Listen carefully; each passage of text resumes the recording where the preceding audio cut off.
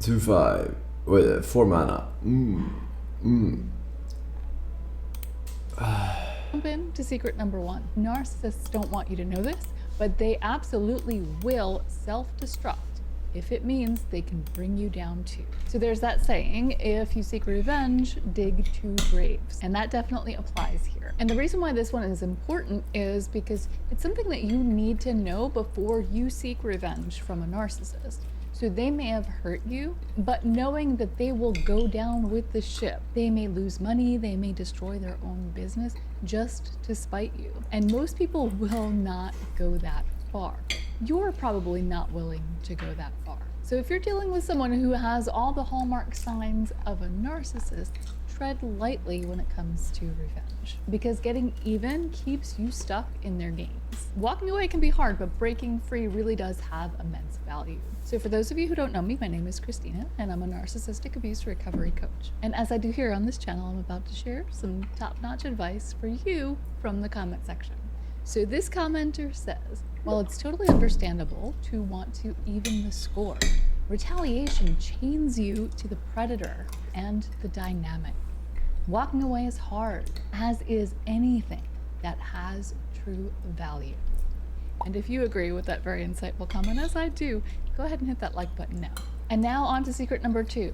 Underneath it all, underneath all of that grandiosity and abuse, narcissists are deeply insecure and very fragile. They bury their true vulnerability under some big, exaggerated mask. And it may look like But not that fragile. superiority or fake humility, as is the case with a covert narcissist. But that's all smoke and mirrors. You'll notice this insecurity firsthand whenever you say anything that they can perceive as criticism. If you've been there, you know. They might rage out or they might give you the silent treatment, but either way, you're gonna see that they're not okay. And while it's easy to take that stuff personally, think about it this way. Let's say you're a really loud person. You're just loud and boisterous, and you know that about yourself. And somebody one day criticizes you for being too quiet. You'd probably laugh, right? If someone says something about you that's absurd and you know it isn't true, it wouldn't really bother you that much. Like But when you on the call other me a hand, narcissist. if someone touches on an insecurity, that's when it hurts. And that's just proof that the narcissist is way more insecure than they seem. If you happen to push their buttons, which is really easy to do, the whole charade comes crashing down. That's when the mask slips and insecurity comes spilling out. And here's a comment from one of you that has most definitely seen this insecurity come out. Narcs can appear grandiose, but if they get slighted easily, then they fit into the fragile category. You will realize quickly who these narcs are because they are very reactive. Even if they have control over their ignited fury, you can see their anger in their body language provoked by comments they don't like. And another secret all narcissists keep is that they are always projecting. They like to be seen as the best at everything, but they won't own up to this one. They're absolute masters at projection. And that's especially true when it comes to shame. To escape accountability for their actions, they twist reality and falsely blame others for things they're doing themselves. Have you seen evidence of this? And then after they've successfully gotten you to feel shame, they'll shame you for being weak or for showing emotion. It's a nasty manipulation tactic. Not only are they hiding extreme amounts of shame from the world and from themselves, but they will use shame as a weapon against you. And I have a video where I go deep into this one. I'll link to that one in the card right now. But essentially, These people externalize their own toxic shame. And in doing so, they're like, they offer responsibility for their actions.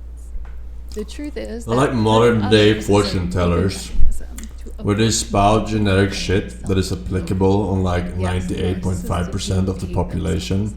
They just don't. And you're like, oh yeah, that is true. I know a person like that. Actually admit that to themselves. But if you are struggling with feelings of shame after a relationship, literally the case. Know this. Their abusive words say so much more about their own self-blame and shame than any flaws that you could possibly have. And here's a really insightful comment about the narcissist's shame reaction. Narcissists are their own worst enemies.